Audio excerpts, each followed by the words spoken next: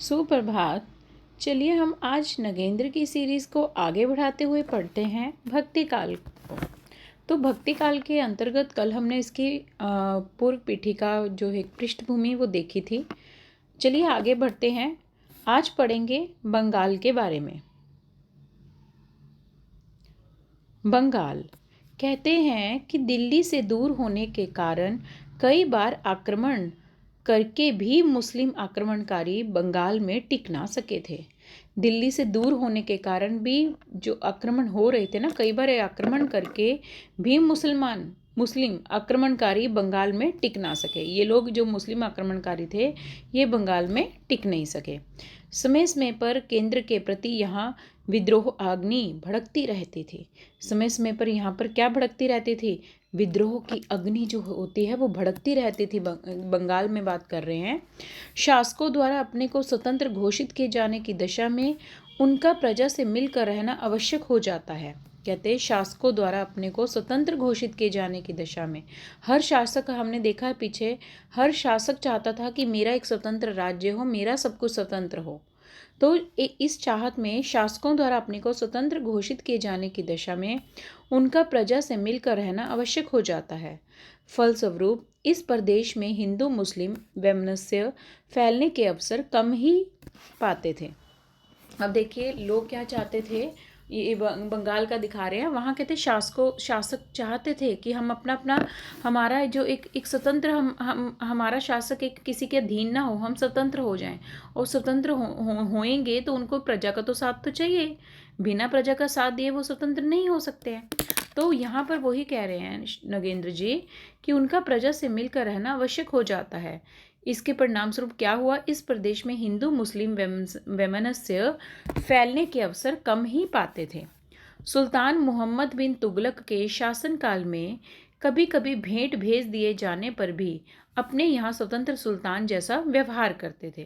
कहते सुल्तान मोहम्मद बिन तुगलक के शासनकाल में कभी कभी भेंट भेज दिए जाने पर भी यहाँ स्वतंत्र सुल्तान जैसा व्यवहार करते थे।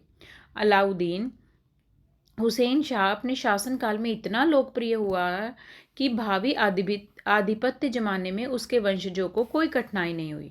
यानी कि हुसैन शाह तो अपने शासनकाल में इतना ज़्यादा फेमस हुआ था ना कि जो उसके उत्तराधिकारी आए ना बाद में, जो उसके वंशज, उनको ज़्यादा अपने राज्य को या अपने शासन को जमाने में इतनी दिक्कत नहीं आई, क्योंकि वो पहले स्ट्रॉन्ग करके चला गया था हुसैन शाह।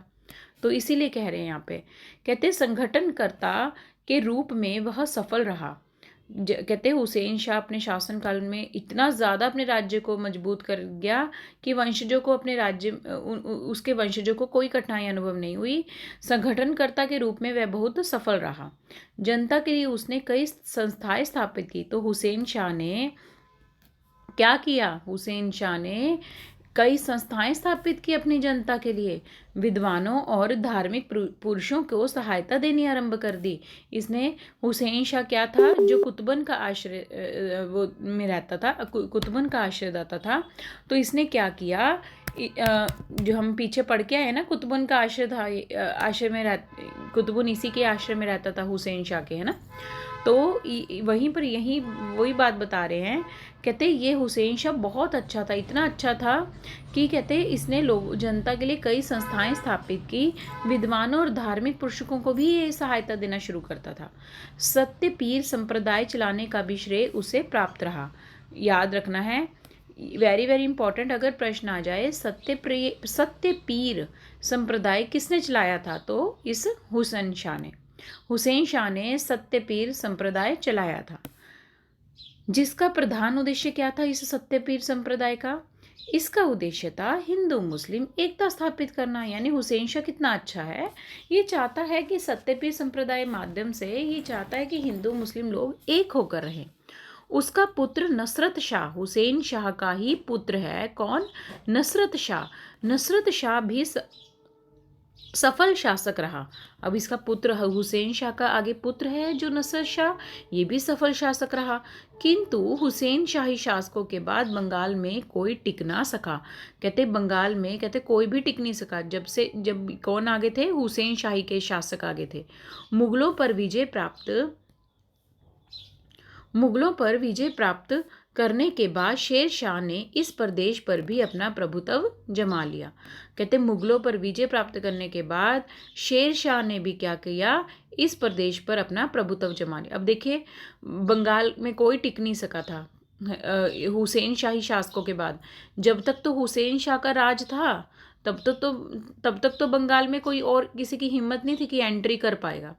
लेकिन जैसे ही हुसैन शाह का जो शासक था या उसके बाद भी उसके उत्तराधिकारियों ने जब शासन किया तब तक तो बिल्कुल सही चल रहा था, बंगाल में उसी का ही शासन चल रहा था हुसैन शाह का। लेकिन जब जैसे ही हुसैन शाह मर गए, फिर उसके उत्तराधिकारियों ने संभाला हो गए, वो भी जब खत्म हो गए, तब कहते हैं मुगलों पर विजय प्राप्त करने के बाद शेर शाह आया और इस प्रदेश में आकर अपना प्रभुत्व जमा लिया। इस शेर शाह ने आकर, पहले तो हुसैन शाह का ही था सब कुछ, लेकिन बाद में किसने आकर अपना प्रभुत्व जमा लिया बंगाल में आकर, तो शेर शाह ने अपना इस प्रदेश बंगाल में प्रभुत्व जमा लिया। आगे देखिए बहमनी राज्य। मोहम्मद बिन तुगलक के शासनकाल में भड़की दक्षिण की विद्रोह अग्नि का एक परिणाम इस्माइल मख के सुल्तान बनने में लक्षित हुआ। अब देखिए मोहम्मद बिन तुगलक का जब शासनकाल चल रहा था तो उसमें भड़की दक्षिण की विद्रोह हो गई। दक्षिण की तरफ जो एक दक्षिण के लोगों के में जो एक अग्नि भड़क रही थी ना विद्रोह की, उसके परिणाम स्वरूप क्या हुआ, इस्माइल मख के सुल्तान बनने में लक्षित हुआ। उसका शांत प्रकृति का होने के कारण उसने हसन गंगू के पक्ष में पद त्याग कर दिया। कहते ये शांत प्रकृति का होने के कारण इसने क्या किया, इस्माइल मक्के सुल्तान बनने में लक्षित हुआ। कहते शांत प्रकृति का होने के कारण उसने क्या किया, हसन गंगू के पक्ष में पद त्याग कर दिया। हसन गंगू ने जफर खां की पदवी ग्रहण कर राज्य की गद्दी संभाली। अब देखो किसने, ये जो इस्माइल मक्क खां का सुल्तान था, इसने क्या किया, ये बड़ा शांत प्रकृति का था। शांत प्रकृति के होने के कारण इसने खुद नहीं राज्य संभाला, किसको दे दिया, हसन गंगू के पक्ष में पद त्याग कर दिया। किसको दे दिया अपना राज्य, हसन गंगू। अब हसन गंगू ने जफर खां की पदवी ग्रहण की और राज्य की गद्दी को संभाला। अब्दुल मुजफ्फर अलाउद्दीन बहमन शाह कहलाकर दौलताबाद का सुल्तान बन बैठा। अब देखिए ये तभी तो इन्होंने बोला है ना नगेंद्र जी ने, बहमनी राज्य क्यों बोला गया इसको, क्योंकि जो हसन गंगू था, जो जफर खां की पदवी ग्रहण कर राज्य की गद्दी संभाली थी उसने, और अब्दुल मुजफ्फर अलाउद्दीन बहमन शाह कहलवाकर दौलताबाद का सुल्तान बन बैठा। अब यही जो ये हसन गंगू था, इसको पहले जफर खां की क्या मिली थी, पदवी ग्रहण कर ली थी इसने और राज्य को संभाला था। फिर इसने क्या किया, कहते इसी को ही अब्दुल मुजफ्फर अलाउद्दीन बहमन शाह कहलाकर दौलताबाद का सुल्तान बन बैठा। ये क्या बन बैठा, दौलताबाद का सुल्तान बन बैठा। उसने अपनी राजधानी दौलताबाद से हटाकर गुलबर्गा में स्थापित की। कहते दौलताबाद का सुल्तान बन बैठा, फिर इसने अपनी राजधानी को भी क्या किया, दौलताबाद से हटाकर गुलबर्गा में स्थापित की। उसके उत्तराधिकारियों में फिरोज शाह सबसे योग्य प्रमाणित हुआ। कहते ये जो है ना गुलबर्गा में इसने स्थापित किया था, दौलताबाद से अपनी राजधानी को हटाकर वहाँ स्थापित कर दी थी गुलबर्गा में।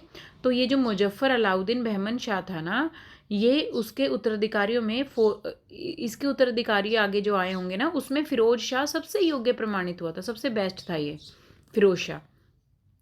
उसने साहित्य और विद्वानों को संरक्षण देकर कीर्ति लाभ किया।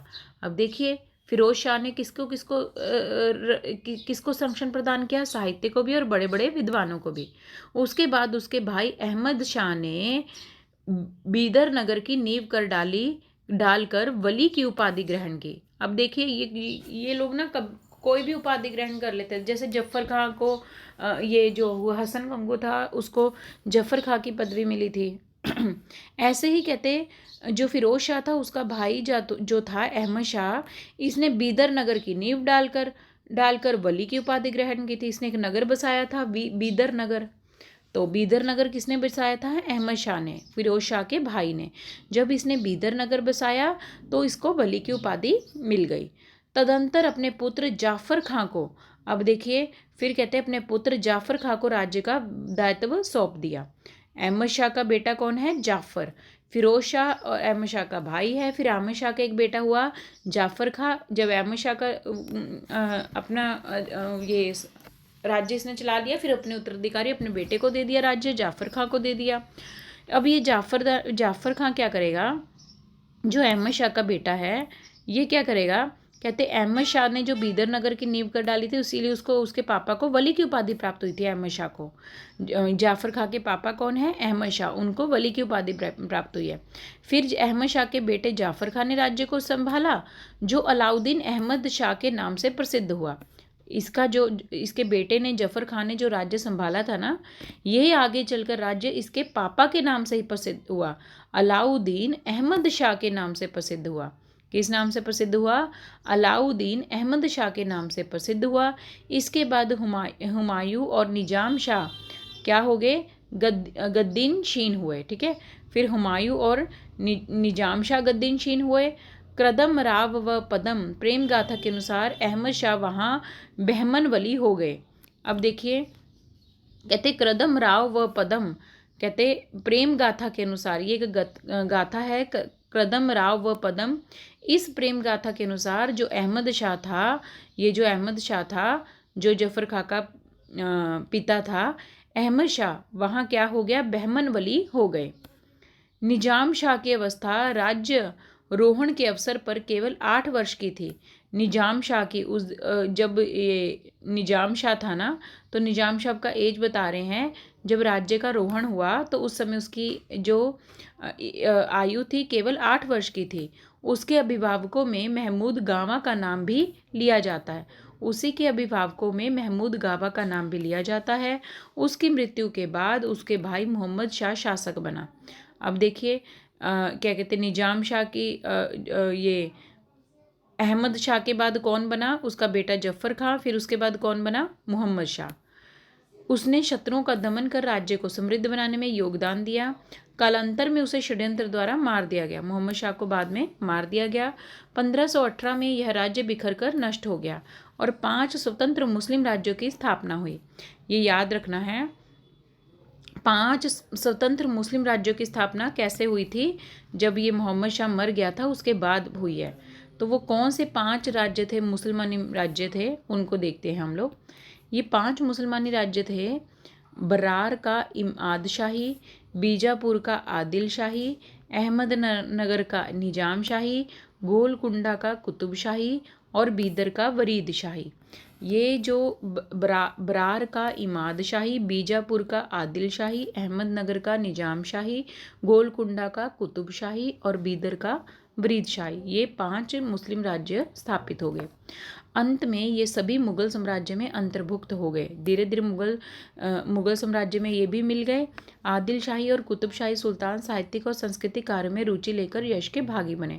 इनमें से जो आदिल शाही था और कुतुब शाही था, ठीक है, ये तो क्या करने लगे, ये तो अपना साहित्यिक या सांस्कृतिक कार्य में आगे बढ़े। इन्होंने रचनाएं वगैरह करनी शुरू कर दी। आगे देखिए, सूरवंश को पढ़ते हैं। सूरवंश सूरवंश कौन है, कहते सूरवंश को देखते हैं। अब इस वंश को देखते हैं। शेरशाह द्वारा स्थापित सूरवंश का अपना पृथक महत्व है। पहली बात तो इस सूरवंश, जो ये वंश था सूरवंश, इसको स्थापित किसने किया था, शेरशाह ने स्थापित किया। बचपन में शेरशाह का नाम फरीद था। वेरी इंपॉर्टेंट, बचपन में शेरशाह का क्या नाम था, फरीद था। उसके पिता सासाराम बिहार के जागीरदार थे। उसके पिता जो सासाराम थे, जो बिहार में रहते थे, वो बिहार के क्या थे, जागीरदार थे। वेरी इंपॉर्टेंट, शेरशाह द्वारा स्थापित सूरवंश किसके द्वारा स्थापित हुआ, शेरशाह द्वारा। बचपन में शेरशाह का नाम क्या था, फरीद था। उसके पिता का क्या नाम था, शेरशाह के पिता का नाम सासाराम था। ठीक है, जो बिहार में एक जागीरदार का था, काम करता था। किंतु उसकी शिक्षा दीक्षा जौनपुर में हुई थी। लेकिन जो शेरशाह की शिक्षा है वो कहाँ हुई थी, बिहार में नहीं हुई, जौनपुर में हुई थी। उसे एक बार शेर मारने के लिए कारण शेर खां की पदवी मिल गई थी। अब देखिए, शेरशाह को क्यों शेरशाह की उपाधि मिली थी, वेरी वेरी इंपॉर्टेंट। शेरशाह को क्यों शेर खां की पदवी मिली थी? क्योंकि इसने एक बार शेर को मारा था, इसलिए इसको शेर खां भी बोला जाता है, शेरशाह को। फिर बाबर के संपर्क में आकर उसने बंगाल जीतने में उसे बड़ी सहायता पहुंचाई। फिर बाबर के संपर्क से, यही शेरशाह बाबर के संपर्क से आया, फिर इसने बंगाल जीतने में उसे बड़ी सहायता पहुंचाई। बाबर ने बंगाल जीतने में क्या पहुंचाई? बड़ी सहायता पहुंचाई इस शेरशाह को। बाबर की मृत्यु के बाद उसने गौड़ देश को अधीन कर लिया। जब बाबर मर गया तो उसने गौड़ देश को अपने अधीन कर लिया। पठानों की सहायता से चौसा के आसपास हुमायूं को हराया। याद रखना, ये शेरशाह ने क्या किया? पहले बाबर की हेल्प से इसने बंगाल जीता, फिर इसने बाबर की मृत्यु के बाद उसने गौड़ देश को अपने अधीन कर लिया, फिर पठानों की सहायता से इसने चौसा के पास हुमायूं को भी हरा दिया। सबकी हेल्प ले लेकर ये किसी न किसी को हरा रहा है। पठानों की सहायता से इसने चौसा के पास हुमायूं को हराया और शेरशाह की उपाधि ग्रहण की थी। वेरी वेरी इंपॉर्टेंट, शेरशाह को शेरशाह की उपाधि कब मिली थी? जब इसने पठानों की सहायता से चौसा के पास हुमायूं को हराया था, तब शेरशाह को यह उपाधि मिली थी, शेरशाह के हुमायूं को हराने पर, याद रखना। बाद में कन्नौज के युद्ध में उसने हुमायूं को फिर से हरा दिया, जिससे जिससे हुमायूं की को अनेक वर्ष तक फारस में पनाह लेनी पड़ी। अब देखिए, इसने हुमायूं को फिर दोबारा हराया। अब हुमायूं डरकर कहाँ चला गया? कई वर्षों तक फारस में बेचारे को अपने वहाँ अपना जीवन काटना पड़ा, सहारा लेना पड़ा उधर जाके। शेरशाह ने शासन सुधार की व्यवस्था इस रीति से की कि उसने सम्राट अकबर तक का पथ प्रदर्शन किया। शेरशाह ने शासन सुधार की व्यवस्था इस रीति से की कि उसने सम्राट अकबर तक का पथ प्रदर्शन किया था। इसने सम्राट अकबर तक का भी क्या किया था? पथ प्रदर्शन किया था। शेरशाह की मृत्यु 1545 में हुई। उसके बाद उसका पुत्र जलाल खां सलीम शाह उसका उत्तराधिकारी बना। शेरशाह मर गया, अब उसका पुत्र क्या क्या नाम है? शेरशाह के पुत्र का क्या नाम है? जलाल खां है, जिसको सलीम शाह भी बोला जाता है, उसका उत्तराधिकारी बनाइए। उसने कई विद्रोहों का सामना करना पड़ा, उसे कई विद्रोहों का क्या करना पड़ा? सामना करना पड़ा, उसे कई विद्रोहों का सामना करना पड़ा और 1554 ईस्वी में उसका देहावसान हो गया। इसके पुत्र शेरशाह के पुत्र जलाल खां का क्या हो गया? देहावसान हो गया, मर गया। हुमायूं ने बिगड़ती हुई दशा का लाभ उठाकर उसी वर्ष भारत पर आक्रमण कर लाहौर को हस्तगत कर लिया। अब देखिए हुमायूं और शेरशाह तो दुश्मन हैं। अब हुमायूं को क्या हुआ? हुमायूं ने बिगड़ती हुई दशा का लाभ उठाते, अब इसने सोचा कि शेरशाह तो मर गया है, अब चलो इसका बेटा संभाल रहा है जलाल खां, ठीक है, वो क्या कहते, उसका जो जलाल खां संभाल रहा है ना, शेरशाह का बेटा जलाल खां, उसे कई विद्रोहों का सामना करना, वो तो विद्रोहों में उलझ गया और वो मर गया है। अब चलो यहाँ की स्थिति इतनी बिगड़ गई है, चलो मैं ही इस राज्य को संभाल लेता हूँ। इसने फ़ायदा उठाया, शेरशाह भी ख़त्म, उसका बेटा भी ख़त्म, चलो अब मैं राज करता हूँ। हुमायूं ने बिगड़ती हुई दशा का लाभ उठाकर उसी वर्ष भारत पर आक्रमण कर दिया और लाहौर को हस्तगत कर लिया। याद, यही हुमायूं भाग गया था ना डर कर, फारस में कितने वर्ष तक रहा था। अब ये आ गया, इसने देखा कि शक्तिशाली राजा शेरशाह भी मर गया और उसका बेटा भी मर गया जलाल खां, चलो अब मैं वापस वहाँ पर राज करता हूँ। इसने आकर फिर भारत पर आक्रमण किया और लाहौर को हस्तगत कर दिया। सूर वंश के अंतिम सुल्तान सिकंदर शाह के सरहिंद में हार जाने पर हुमायूं बादशाह बन बैठा। सूर वंश का अंतिम सुल्तान कौन था? सिकंदर शाह। सिकंदर शाह के सरहिंद में हार, सरहिंद जगह है, कहते सरहिंद में क्या हो गया? ये हार गया। फिर सूरवंश का अंतिम सुल्तान था ना सिकंदर शाह, वो भी हार गया। अब सारा सूरवंश पर क्या कहते, सूरवंश का जो अंतिम सुल्तान था वो भी सिकंदर शाह था, वो हार गया बेचारा। अब हुमायूं क्या बन गया? यहाँ का बादशाह बन गया। इस तरह हुमायूं मतलब कि बादशाह बना। फिर देखिए मुगल वंश तैमूर लंग की 5वीं पीढ़ी में उत्पन्न जहीरुद्दीन मोहम्मद बाबर वास्तव में तुर्क वंशी था, मुगल नहीं था। याद रखना, तैमूर लंग की 5वीं पीढ़ी में उत्पन्न कौन हुआ था? जहीरुद्दीन मोहम्मद। जहीरुद्दीन मोहम्मद बाबर वास्तव में तुर्क वंशी था, ये कोई मुगल नहीं था। मातृकुल के नाते वह चंगेज खां का सगा संबंधी हो सकता था। कहते मातृकुल के नाते वो चंगेज खां कोई किसी का नाम है, उसका कहते सगा संबंधी जरूर हो सकता था, लेकिन परंतु मुगलों के प्रति उसमें सद्भाव का अभाव सा था। लेकिन ये मुगल वंश से नहीं था, ये तुर्क वंशी से था। मुगल वंशों से होता तो ये मुगलों के साथ इतना क्यों सद्भाव का अभाव रखता? फिर तो इसको सद्भावना रखनी चाहिए थी, बल्कि इसके अंदर सद्भावना का अभाव था मुगलों के प्रति। संयोग वंश वह उन सम्राटों का पूर्व पुरुष बन गया जिन्हें मुगल कहकर स्मरण किया जाता है। अब देखिए, इसको तो पहले ही मुगलों से नफरत है, इसके वो मुगलों से सद्भावना नहीं रखता है अच्छे। और संयोग देखिए, भगवान ने उसको, किसको, इसी को ही भगवान ने इस मोहम्मद बाबर को ही क्या बना दिया, सम्राटों का पूर्व पुरुष बन गया जिन्हें मुगल कहकर स्मरण किया जाता था। उसी का ही पूर्व पुरुष बना दिया गया, उन्हीं सम्राटों का पूर्व पुरुष बना दिया गया जिन्हें मुगल कहकर स्मरण किया जाता है। उसके पिता, इसी जहीरुद्दीन मोहम्मद बाबर के पिता फरगाना, जो रूसी तुर्किस्तान था, ठीक है, रूसी तुर्किस्तान में जो इसका संबंध था, तुर्क वंश से था ना ये मुगल, ये जो जहीरुद्दीन मोहम्मद था ये, तो इसके पिता थे फरगाना, एक छोटे से राज्य से के अधिपति थे। ये फरगाना भी, इसका जो पिता था फरगाना, वो भी छोटे से एक राज्य के अधिपति थे। उनकी मृत्यु के समय बाबर 12 वर्ष का बालक था। बाबर का पूरा नाम क्या था? जहीरुद्दीन मोहम्मद बाबर। जब इसके पिता मरे फरगाना, तब ये इसकी मृत्यु के समय बाबर, फरगाना जब मरा था, इसका पिताजी मरे थे जब, तो बाबर का एज कितना था? मात्र 12 वर्ष का था। इसी अवस्था में वह उत्तराधिकारी, देख लो ये बाबर कितनी वर्ष की अवस्था में उत्तराधिकारी बन गया था, तो 12 वर्ष की अवस्था में। अपने शत्रुओं को उसने बड़ी दृढ़तापूर्वक सामना करता रहा। इसी बीच उसने समरकंद को जीतकर अपने राज्य में मिला लिया। अब देखो 12 साल में इसके पिता की डेथ हो गई, फिर भी इसने हिम्मत नहीं हारी और शत्रुओं को इसने अच्छे से लड़ाई की शत्रुओं से, और इसने समरकंद को भी जीत लिया। समरकंद राज्य है उसको भी अपने राज्य में मिला लिया। उज्बेक अमीरों द्वारा अपदस्थ किए जाने पर वह भारत की ओर उन्मुख हुआ। अब देखिए ये कहाँ पर आया? भारत की ओर आया जब उज्बेक अमीरों द्वारा अपदस्थ किए जाने पर। फिर ये कहाँ आया? भारत की ओर उन्मुख हुआ और काबुल को जीतकर समरकंद को भी फिर अधिकृत करने की कोशिश की, किंतु असफलता ही उसके हाथ लगी। अब देखिए जब ये भारत आया ना, तो फिर इसने काबुल को जीत लिया, वहाँ फिर काबुल को भी जीतकर फिर ये समरकंद को भी फिर अधिकृत करने की कोशिश की इसने। पहले तो देखो समरकंद को अपने राज्य में मिलाया था, अब ये चाहता था कि मैं समरकंद राज्य पर पहले मिलाया धीरे से, अब उस पर अधिकार करना चाहता था, लेकिन अधिकार नहीं कर पाया। छोटे मोटे आक्रमणों द्वारा वह भारत की स्थिति, कहते छोटे मोटे आक्रमणों द्वारा वह भारत की स्थिति का अध्ययन करता रहा।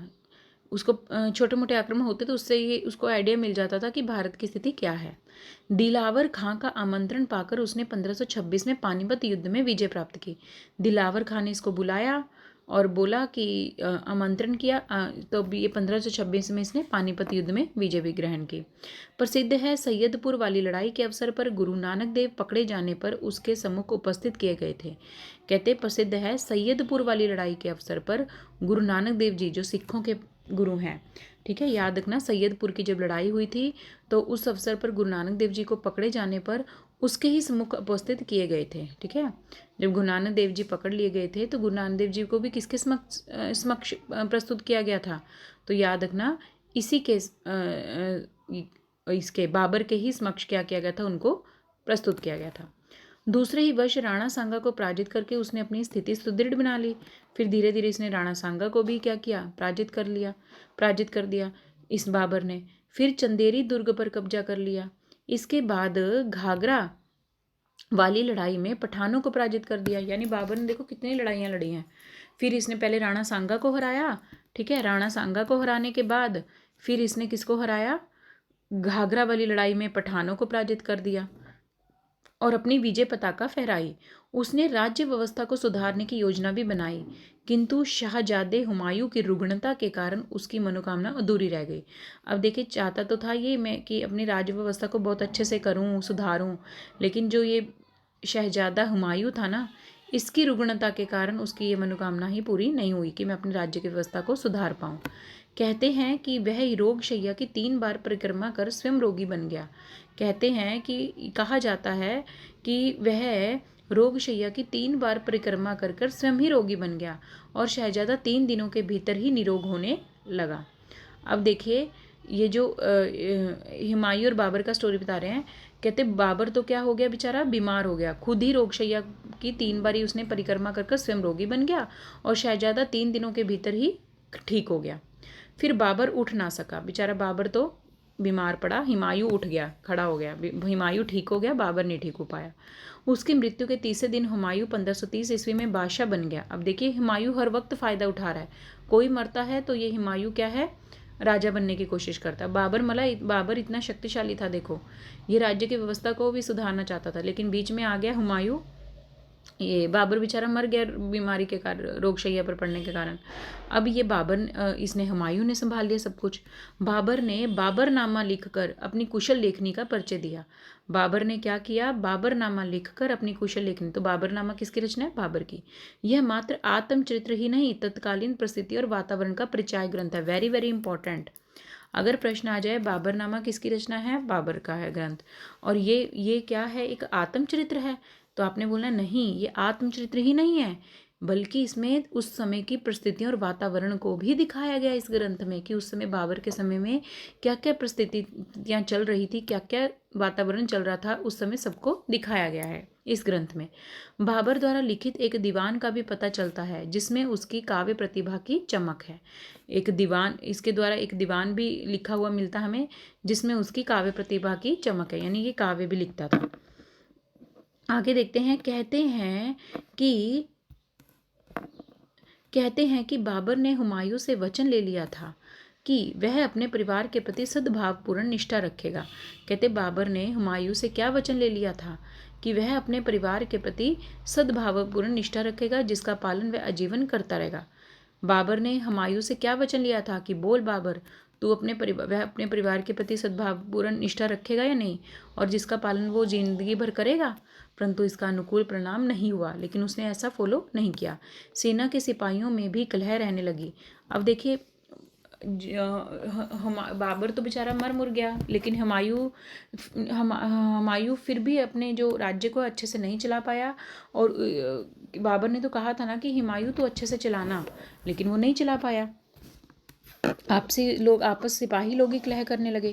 इस स्थिति का लाभ बाहरी शत्रुओं ने उठाया। अब देखिए हुमायूं के जो राज्य में आपस में ही लोग लड़ रहे हैं, जब राज्य के आपस के लोग ही लड़ रहेंगे तो बाहर के लोग, जो दुश्मन लोग हैं, वो तो फ़ायदा उठाएंगे। तो बाहरी शत्रुओं ने इसका लाभ उठा लिया कि हुमायूं के राज्य में तो सब लोग आपस में लड़ रहे हैं, चलो इस स्थिति का फ़ायदा उठाते हैं हम। बाहरी शत्रुओं ने स्थिति का फ़ायदा उठा लिया, बाहर से आए हुए शत्रुओं ने। गुजरात के सुल्तान बहादुर शाह ने उसे युद्ध में घसीट लिया। याद रखना, अब देखिए युद्ध करने कौन आया है हुमायूं से, गुजरात का एक सुल्तान है बहादुर शाह। इसने उसे युद्ध में घसीट लिया और बाद में शेरशाह द्वारा कन्नौज की लड़ाई में पराजित होकर वह फारस भाग गया। फिर देखिए बाद में शेरशाह द्वारा कन्नौज की लड़ाई हुई ना, फिर ये कहाँ भाग गया, फारस भाग गया। एक बार पहले भी भागा था ना ये फारस, और फिर भाग गया। शेरशाह की मृत्यु के बाद उसने अपने राज्य को पुनः अधिकार में ले लिया। 1566 ईस्वी में पुस्तकालय की सीढ़ियों से उतरते समय अचानक उसके कानों में एक अजान सी आवाज़ आई। जब ये 1556 में ये उतर रहा था सीढ़ियों से हुमायूं, तब उसने क्या हुआ, अचानक उसके कानों में अजान की आवाज़ आई। झुकते ही उसके पांव फिसल गए और वह नीचे गिर पड़ा। यह अज्ञात प्राणांतक सिद्ध हुआ। हुमायूं की मृत्यु के 17वें दिन उसके पुत्र जलालुद्दीन के नाम खुतबा पढ़ दिया गया। याद रखना, ये हुमायूं की मृत्यु कैसे हुई थी, देख लो। हुमायूं की मृत्यु कैसे हुई थी, जब ये लाइब्रेरी से आ रहा था तो उतरते समय उसके अचानक उसको कानों में कहीं किसी की चीज़ की आवाज़ आई। उसने झुकते ही उसके पाँव फिसल गए सुनने के लिए, उस ऐसे झुका होगा तो वो नीचे गिर पड़ा और इस ऐसे मृत्यु होगी। हुमायूं की मृत्यु होगी तो 17वें दिन ही उसके पुत्र जलालुद्दीन के नाम खुतबा पढ़ दिया गया। हुमायूं न केवल साहित्यकारों का सम्मान करता था, अपितु स्वयं भी काव्य रचना करता था, और फिर भी उसका उतना व्यवहार कुशल ना था। कहते ये फिर भी वह उतना, कहते हुमायूं ना साहित्यकारों का सम्मान ज़रूर करता था, काव्य रचना भी करता था, लेकिन फिर भी उसका जो बिहेवियर था, जो उसका स्वभाव था, वो इतना अच्छा नहीं था। राज्य भार ग्रहण करते समय अकबर 13 वर्ष का बालक था। जब अकबर का यहाँ बता रहे हैं कि जब अकबर ने राज्य ग्रहण किया तब वो 13 वर्ष का था। उसका बचपन बैरम खां के संरक्षण में व्यतीत हुआ। ये बैरम खां, अकबर किसके संरक्षण में रहता था, बैरम खां के, जिसके समक्ष जौनपुरी ही नहीं विद्रोही पठानों तक को झुकना पड़ा। अब देखिए बैरम खां के संरक्षण में इसका जीवन व्यतीत हुआ, जिसके समक्ष कहते क्या कहते इसके अकबर के समक्ष तो कहते जौनपुर ही नहीं विद्रोही पठानों तक को भी झुकना पड़ा था। कुछ ही दिनों में अकबर ने बैरम खां को दायित्व मुक्त कर दिया। अकबर ने क्या कहा बैरम खां को कि आप अब अपना रिस्पॉन्सिबिलिटी छोड़िए, मैं संभालूंगा। अकबर ने बैरम खां को दायित्व मुक्त कर दिया और शासन की बागडोर स्वयं संभाल ली। बंगाल, बिहार और गुजरात के विद्रोह को ये बताए हैं ऊपर कि बैरम खां के समय पूरा जौनपुर ही नहीं विद्रोही पठान तक भी लोग इनसे डरते थे। ठीक है, ये याद रखना है। फिर बैरम खां को कहते हैं अकबर कि आप अब बैठिए, अब मैं आपका राज्य संभालता हूँ। बंगाल, बिहार और गुजरात के विद्रोह को दबाकर उसने कश्मीर पर भी अपना झंडा फहराया। अकबर ने कहाँ पर झंडा फहराया? बंगाल पर भी, बिहार पर भी, गुजरात के विद्रोह को दबाकर उसने किस पर? कश्मीर पर अब अपना झंडा फहरा दिया। साथ ही अकबर ने क्या किया? चित्तौड़, कालिंजर और गोंडवाना को सफल नहीं होने दिया। अकबर ने चित्तौड़ को, कलिंजर राज्य को, गोंडवाना राज्य को सफल नहीं होने दिया। फतेहपुर सिकरी के किले का निर्माण भी इसी काल में हुआ। राज्य विस्तार, फतेहपुर सिकरी का किले का निर्माण भी इसी अकबर के समय में हुआ था। राज्य विस्तार और आंतरिक शांति और सुव्यवस्था के लिए वह सदा सचेष्ट रहता था। राज्य विस्तार करने के लिए और आंतरिक शांति और सुव्यवस्था के लिए वो सदा आगे आता था। फिर देखिए उसके बाद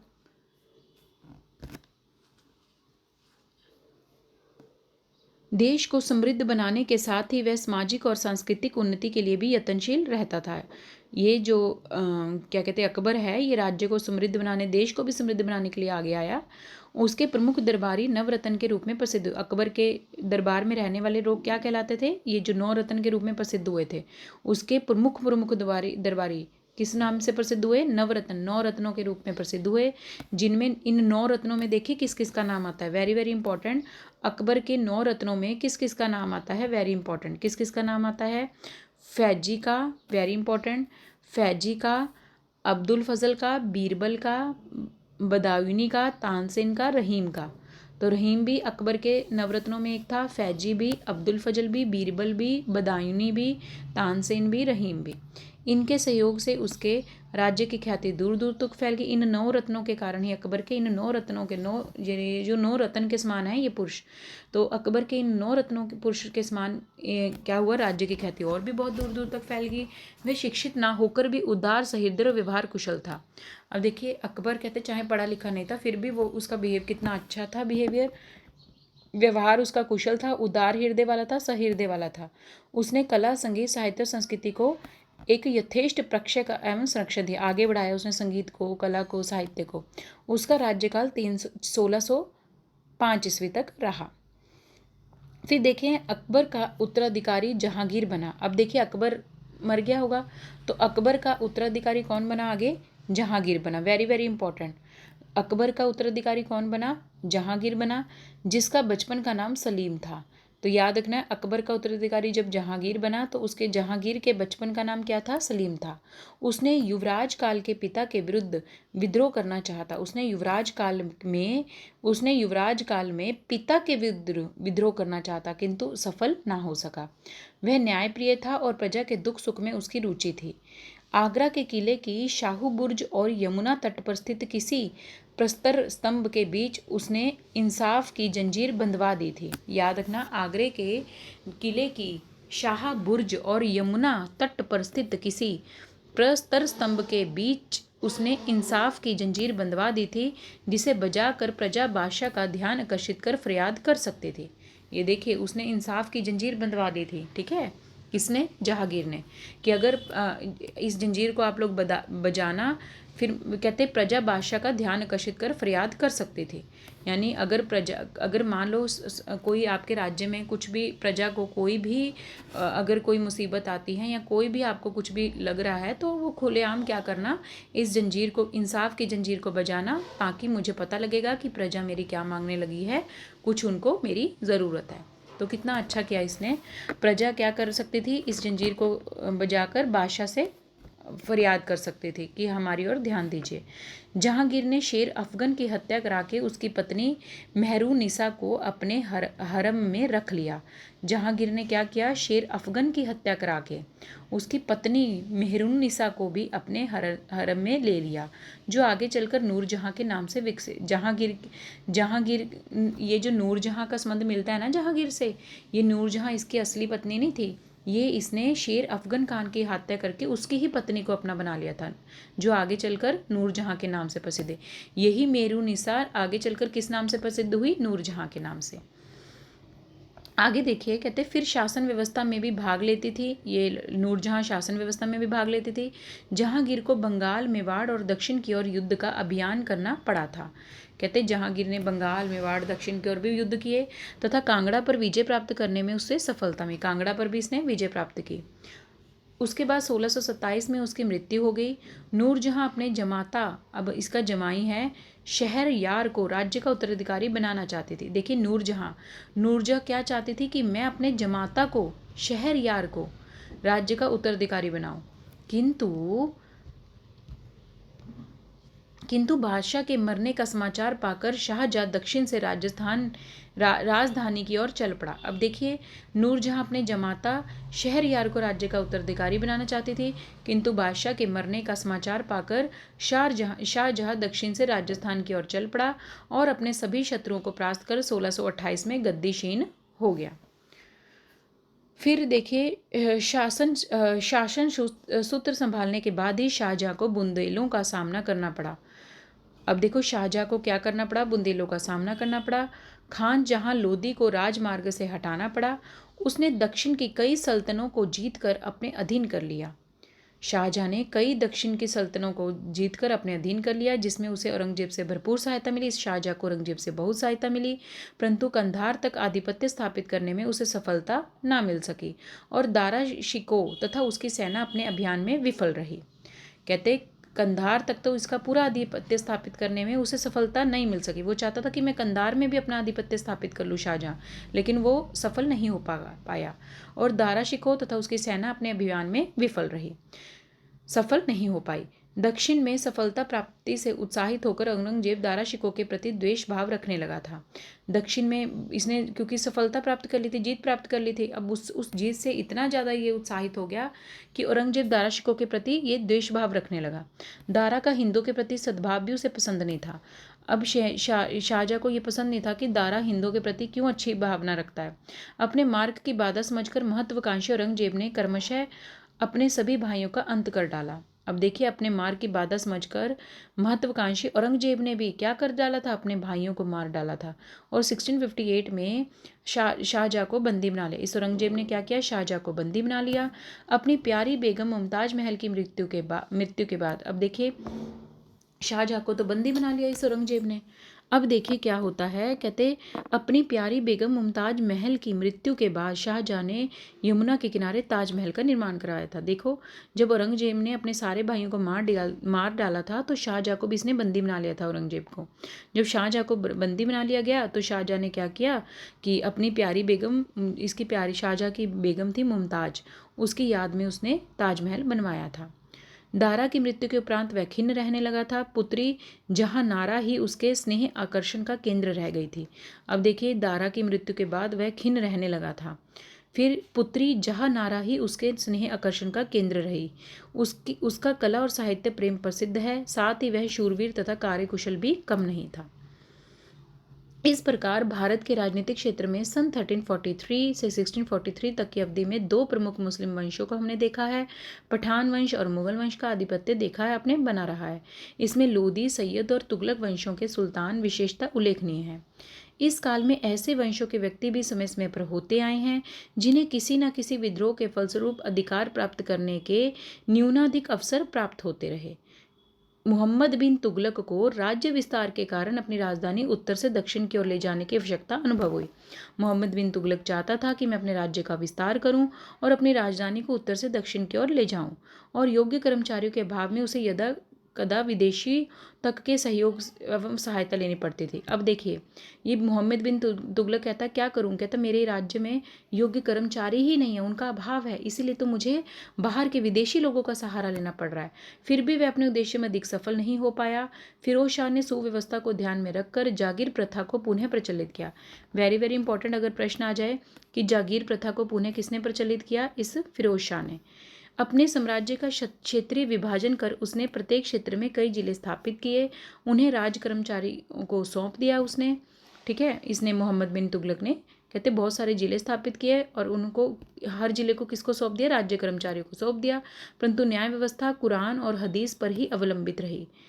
पर इन दोनों सुल्तानों ने सैन्य शक्ति की वृद्धि पर ध्यान रखते हुए उसका संचालन सूत्र अपने हाथ में रखा।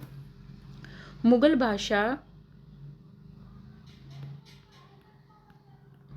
बादशाहों ने पूर्ववर्ती सुल्तानों की शासकीय कमियों से सजग होकर उनसे अपना बचाव किया और शासन व्यवस्था को सुदृढ़ बनाया।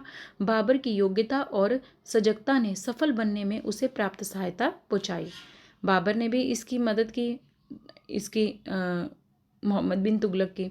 वैसे मुगलों में अकबर का राज्यकाल सभी दृष्टियों से सर्वप्रिय रहा है। अगर मुगलों में पूछ लिया जाए सभी दृष्टियों से सबसे उत्तम किसका राज्य रहा है तो अकबर का, और उसे अभीष्ट को पाने में बहुत कुछ सफलता भी मिली।